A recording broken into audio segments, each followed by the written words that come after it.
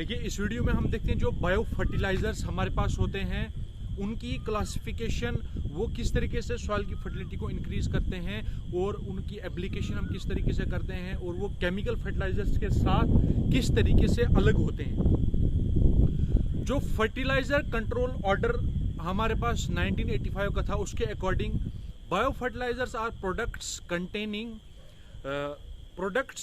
Containing जो हमारे पास bio fertilisers होते हैं, ये ऐसे प्रोडक्ट्स होते हैं जो कि containing carrier based living microorganisms which are agriculturally important for nitrogen fixation, phosphorus solubilization and nutrient mobilization in order to increase the soil fertility and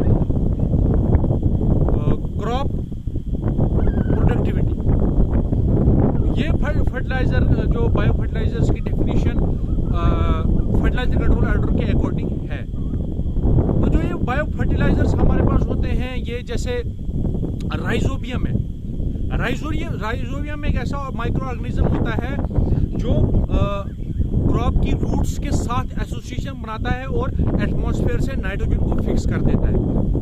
हमें पता है एटमॉस्फेयर में नाइट्रोजन 78% है और 0.03% कार्बन डाइऑक्साइड है। तो कार्बन डाइऑक्साइड तो fix हो जाती है हमारे पास सॉइल में फोटोसिंथेसिस के थ्रू, लेकिन जो नाइट्रोजन है वो फिक्स नहीं कर पाता है प्लांट हमारे पास।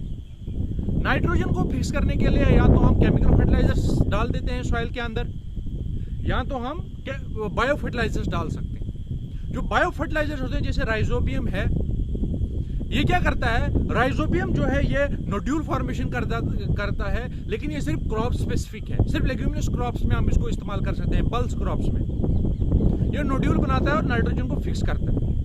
और जाइलम वेसल्स के थ्रू जो नाइट्रोजन है वो फिर एस्परजीन की फॉर्म में या ग्लूटामीन की फॉर्म में प्लांट अपटेक करता है। जो एस्परजीन है, मेनली एस्परजीन में जाइलम वेसल्स के थ्रू अपटेक करता है। ये तो आया राइजोबियम के बारे में। दूसरी चीज आती है बायो फर्टिलाइजर्स के लिए कि जो है बायो फर्टिलाइजर्स होते हैं ये इनकी जो शेल्फ लाइफ होती है वो बहुत ज्यादा कम होती है, 6 महीने की होती है। लेकिन अगर उसी के मतलब अपोजिट में हम देखें केमिकल फर्टिलाइजर्स, इनकी शेल्फ लाइफ बहुत ज्यादा होती है, ठीक है। लेकिन उसके दूसरे ही अपोजिट चीज में हम देखते हैं जो है हमारे पास केमिकल फर्टिलाइजर्स होते हैं, इनका रेजिडुअल इफेक्ट ज्यादा होता है, लेकिन जो बायो फर्टिलाइजर्स होते हैं इनका रेजिडुअल इफेक्ट उतना नहीं होता है। और जब हम बायो फर्टिलाइजर्स को सॉइल पे अप्लाई करते हैं, ये किसी भी एग्रो इकोलॉजी में सर्वाइव कर पाते हैं। लेकिन जो केमिकल फर्टिलाइजर्स हैं ये सिर्फ और सिर्फ जो है वो अगर इरिगेटेड कंडीशन है वहां पर अच्छी तरह उसकी जो होगी यूटिलाइजेशन होगी। लेकिन बायो फर्टिलाइजर किसी भी एग्रो इकोलॉजी में हम यूज कर सकते हैं। ये तो एडवांटेज और कंस्ट्रेंट्स थे जो हमारे पास आते हैं। लेकिन जो हमारे पास बायो फर्टिलाइजर्स हैं ये हम एज अ सप्लीमेंट कर सकते हैं केमिकल फर्टिलाइजर्स को। ये रिप्लेसमेंट नहीं हो सकती केमिकल फर्टिलाइजर्स की, ये एज अ सप्लीमेंट होंगे हमारे पास केमिकल फर्टिलाइजर्स के। इसका मतलब ये हुआ कि हम केमिकल फर्टिलाइजर्स को थोड़ा कम यूज करेंगे तो इनको थोड़ा बायो फर्टिलाइजर्स का अगर यूज हम करेंगे तो केमिकल फर्टिलाइजर्स का यूज कम हो जाएगा। तो अब जैसे एजोला है, ये एक फर्न है जो कि एक फ्रेश वाटर फर्न है। ये क्या करती है, ये सॉइल के साथ ये साइनोबैक्टीरिया के साथ एक एसोसिएशन बनाता है और नाइट्रोजन को फिक्स करता है। ये तो एजोला है। साइनोबैक्टीरिया भी है, ये भी फ्री लिविंग है साइनोबैक्टीरिया। उसके बाद एजोस्पाइरिलम है। एजोस्पाइरिलम भी क्रॉप स्पेसिफिक है। एजोस्पाइरिलम जो है ये स्वर्गम के क्रॉप के लिए स्पेसिफिक है।